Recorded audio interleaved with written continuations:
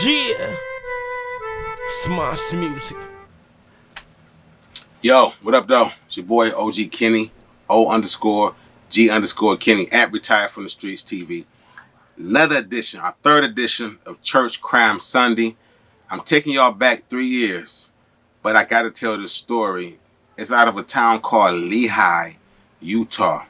The subject matter, a former pastor in the Latter-day Saints, the Church of Jesus Christ of Latter-day Saints to be specific. He was a pastor in the fold, but he also was a lieutenant, a sergeant, a lieutenant police for government, for the state of Georgia, right? Or whatever at the time. So look, this dude ends up getting caught up in a sex trafficking organization or whatever, right? So peep how this happened. They get these, they had these undercover. If y'all are familiar with the show, To Catch a Predator, right? What they would do is, in this same situation, they was doing like on To Catch a Predator, where they were getting undercovers or what they call decoys. They was getting these decoys to pose as underage girls, kids and whatnot. You feel me? And when their whole purpose was to lure in these dudes, because they on there searching, they on there fishing, trying to find, some young prey for sexual predatory purposes, right? So what he was doing was he was seeking women out. You feel what I'm saying? Young girls out. And what he was telling them was, hey, I ain't trying to be your pimp, right? That's rich, ain't it? That's rich for you. I don't want to be your pimp. I just want to manage you. And within the folds of management comes me also protecting you, also making sure that you learn how to evade the police and stay out of police presence. You understand what I'm saying? And then I'm also be booking appointments or dates or whatever they want to call it. And you know what I mean? Basically, they find some tricks. They're looking for a John, somebody trying to pay for their pause. You understand what I'm saying? So, and these young women that they targeting though, you understand? Underage. This dude at the time was 51 years old.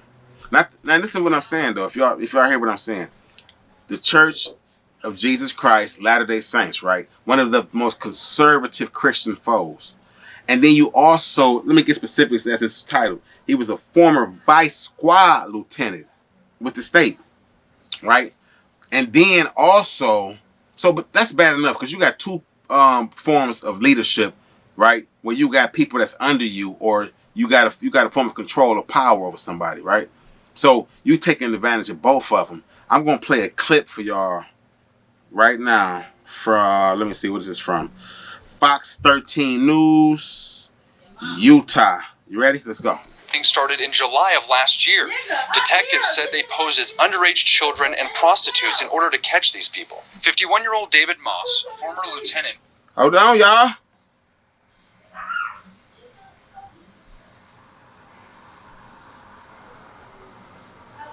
According to authorities, this undercover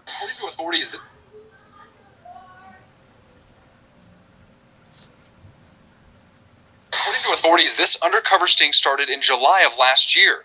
Detectives said they posed as underage children and prostitutes in order to catch these people. 51-year-old David Moss, a former lieutenant for St. George Police and a bishop with the Mormon Church, and 29-year-old Richard Martin are both facing some serious felony charges right now. Authorities say these men are two of 40 people. That is not even a drop in the bucket.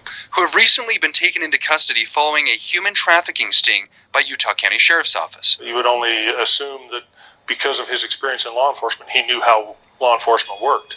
According to authorities, 7 years ago, while Moss was on vice with St. George Police, he was involved in a separate incident where he was having on-duty sexual relationships. The internal investigation was sustained, and prior to a formal recommendation of discipline by the chief of police, Moss resigned. Sergeant Spencer Cannon with Utah County Sheriff's Office says during conversations with undercover detectives who were pretending to be prostitutes, Moss told the women that he could manage them, and he had run other girls before in the past. Managing is, I guess, a euphemism for being a pimp, and he told them he was not. It was managing them was different than being a pimp. A pimp is a pimp, no matter what you call it. According to police, Martin was caught through social media saying explicit things to detectives who were pretending to be underage children. The one, Mr. Martin, he has enticing a minor by internet or text, and that's significant enough in and of itself. The other 38 people who've been arrested are currently facing misdemeanors, according to Sergeant Cannon, and moving forward, there are still some concerns. Because of the position that he held in his previous employment with St. George PD, we have concerns that there may be other people that he might have taken advantage of in this way and gotten involved in this. The LDS Church sent us this statement regarding Moss and his role as a bishop within the church. The behavior alleged in this incident is completely unacceptable and unbecoming of any member of the Church of Jesus Christ of Latter-day Saints, and especially of someone serving in a position of local leadership. Upon learning of this situation, local leaders took immediate steps to relieve him of his role and to identify his replacement. So, David N. Moss. The N is for nasty, numbskull, and gotta be nitwit, because I don't understand. I'm always flabbergasted and bewildered by these dudes in the churches that always, exploit their these young people, these women, everybody who's vulnerable and who coming to you for a leadership position, coming to you for some spiritual enlightenment and some spiritual food, right? Or to walk a path, right? And to walk a straight path. And y'all exploiting them sexually, especially underage women. I mean, kids and whatnot. You get me? So that you can exploit people sexually, because people are going to be vulnerable and they're at their weakest moments when they are coming to you for some type of guidance on a spiritual level, or they're looking for a path to follow, right? It always bewilders me. That's why I say numbskull, nitwit, and nasty. You understand what I'm saying? That was 3 years ago. Now, that was in February of 2019. He didn't get sentenced until October. And let me tell you what the charges were specifically, right? The charges were exploiting a prostitute, patronizing a prostitute, 2 counts of lewdness, 1 count of sexual battery, right? Now, what ended up happening was he ended up ultimately getting caught because he was talking to 2 undercover police officers, right? Or 2 undercover agents. He said, listen, this is what I want for $150. I want to be able to kiss. I want to be able to touch and anything else that I kind of want to do for $150. So they said, pull up. So he pulled up.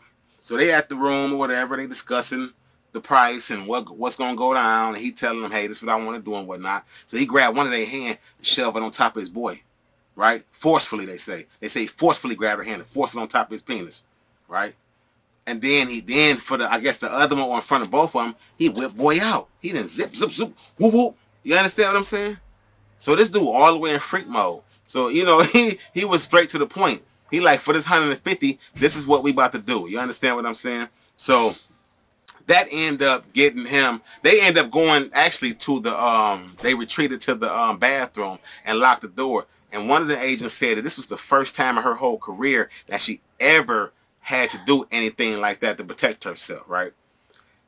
Subsequently, what he did was play it out to a charge of exploiting a prostitute, which is a 3rd-degree felony, which means that that's low on the end of punishment and conviction rates and whatnot, as far as time you get, rather. This dude ended up doing 90 days. And they saying that he did all of this stuff in the position of power.